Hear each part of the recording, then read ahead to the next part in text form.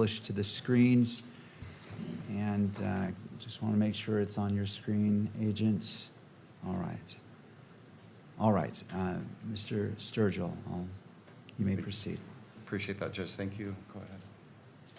Okay, what are we seeing here, Agent Hall? That's the vehicle that is believed to belong to Mr. Robinson arriving in the parking garage on campus. At what time in the morning? What time of the day? It's approximately 8:30 in the morning on September 10th, 2025. And what leads you to believe that this particular vehicle belongs to Mr. Robinson?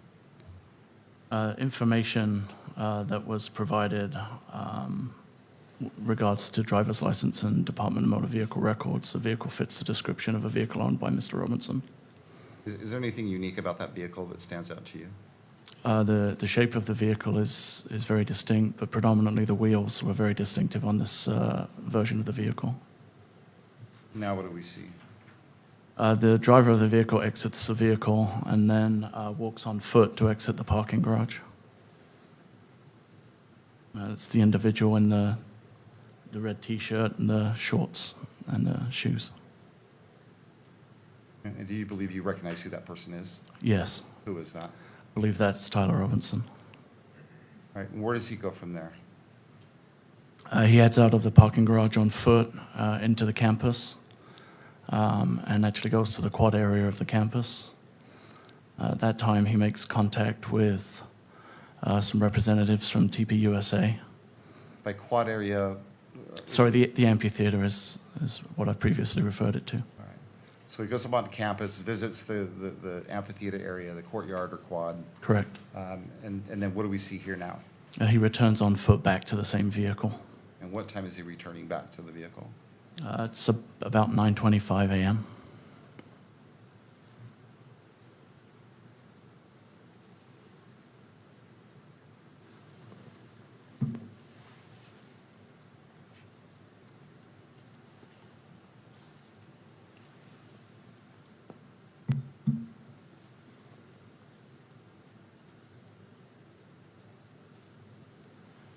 And where is this parking structure located on campus? It's just off of Campus Drive. It's a short walk from the amphitheater. What do we see now? That's the vehicle exiting with Mr. Robinson driving the vehicle.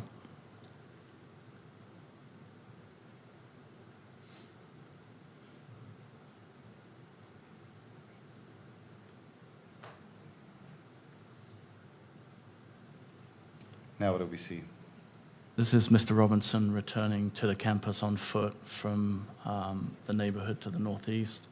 You can see he's wearing the same clothing as in the previous video. And he's carrying a blue backpack. Describe the clothing. It's a maroon colored t-shirt with gray or olive colored shorts and then Converse shoes. And what time did he return to campus? Just after 10 a.m. And does he leave the parking structure eventually?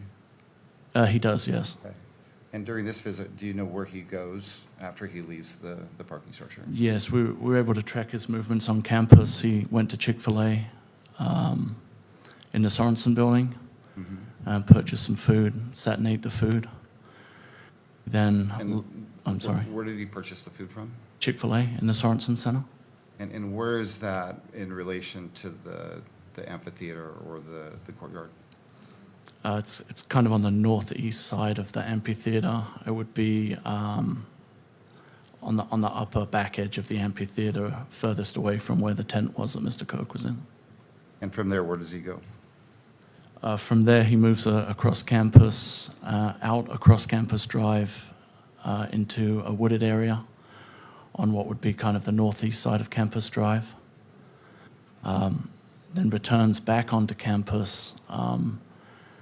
We noticed at this point that he's no longer carrying the backpack that he was originally wearing. He moves through the Gunther building and the computer science building.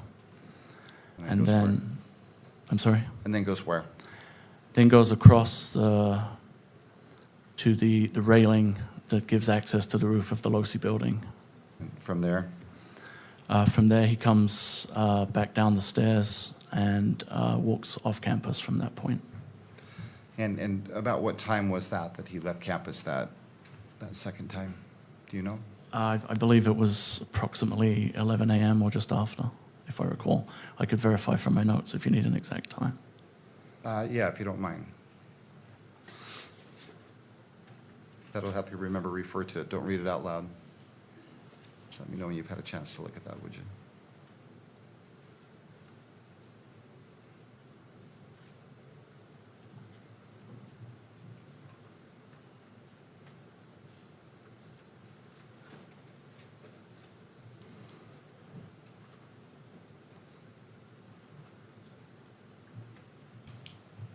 Were you able to refresh your memory as far as the time? I was, yes.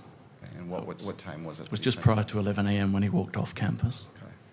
And before we go any further, the parking structure that he left initially, where is that parking structure in relation to the LDS Institute building? I'm sorry, in relation to? The LDS Institute building on campus?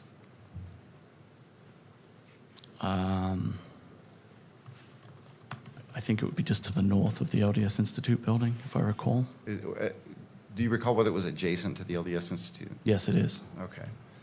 All right. What do we see displayed here now? Go ahead. This is a video of Mr. Robinson returning back to campus the same way that he did previously on foot. And this takes just a moment.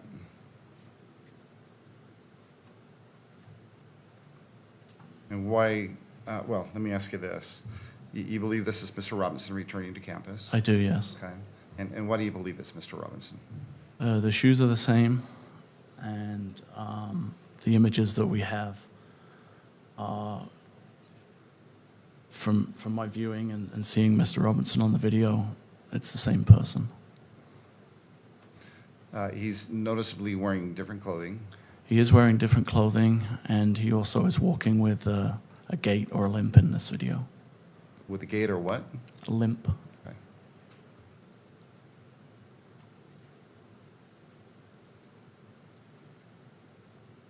Now what do we see? So this is Mr. Robinson coming up the stairs of the parking structure. Again, he seems to be having issues walking.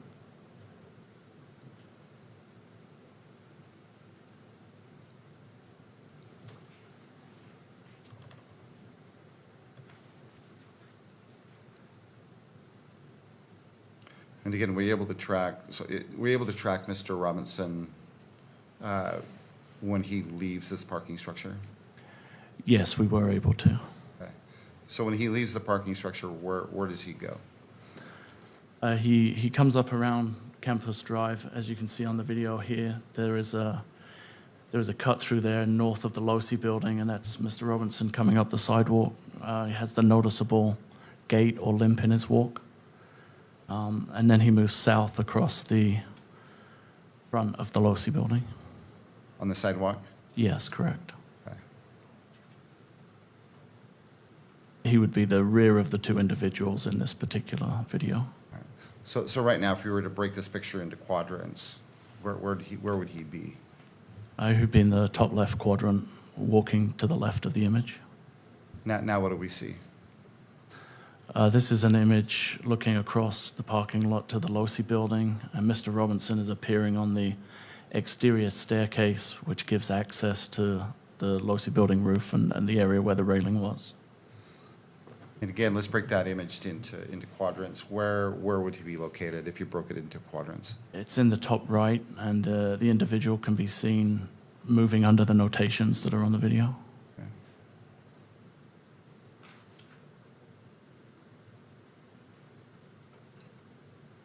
And what time is this? It's just after noon, about 12:15 On what day? on September 10th, 2025. Okay. What just happened, or what did we just see happen? The individual actually kind of rolls over the railing onto the roof of the Losi building. All right. Go ahead, sir.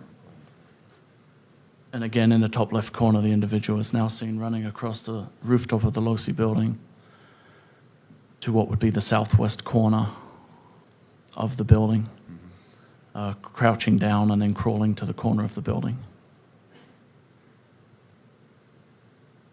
And this is at what time? Around 12:23. I think the timestamp on the video is 12:22. On the 10th. On September 10th, yes, So 2025. we're clear, this is the roof of the Losi building. Correct.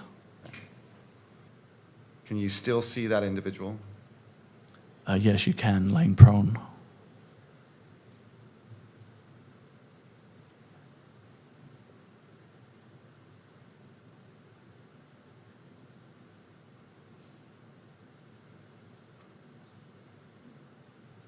You believe this to be Mr. Robinson?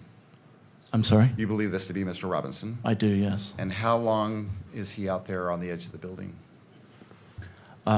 Just until the reported shot was fired at 12:23 and 28.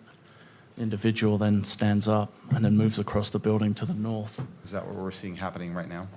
It is, yes.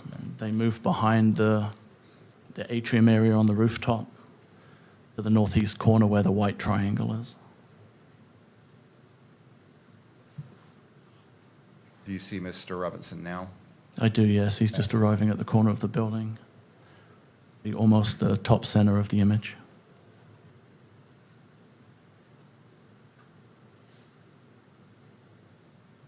What are we seeing now?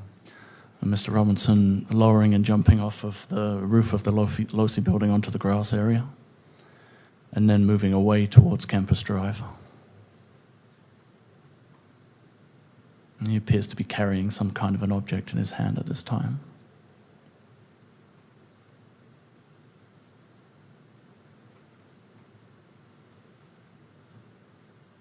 So he's approaching, Campus Drive, and again, broken into quadrants. Where is he currently?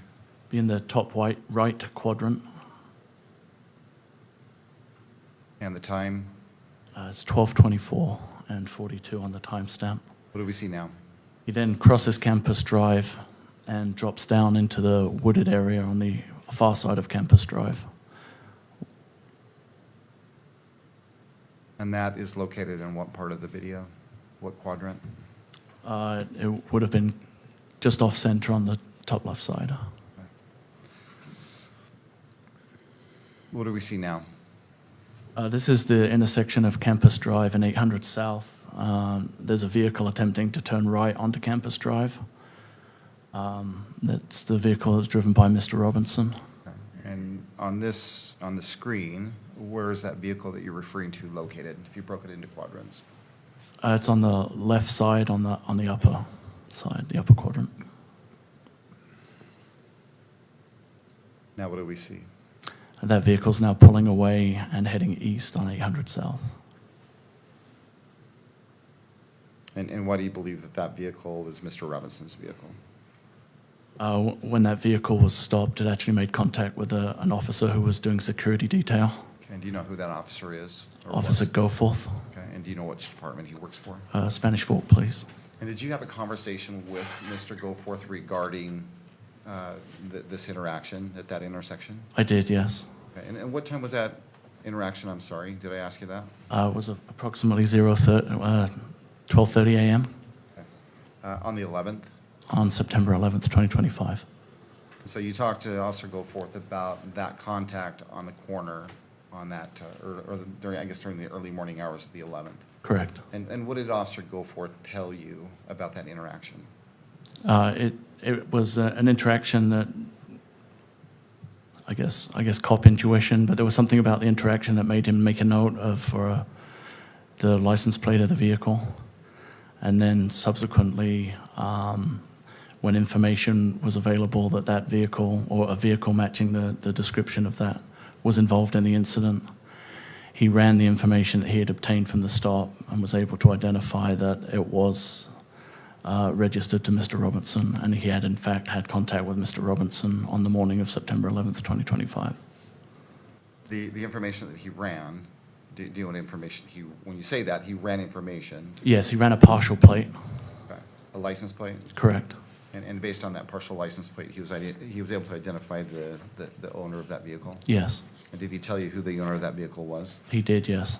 Okay, and who did he tell you that it belonged to? Said there were two registered owners of the vehicle, Tyler Robinson and an Amber Robinson. Did he say anything about the person that he actually interacted with? Yes, it was a male that he believed to be Tyler Robinson.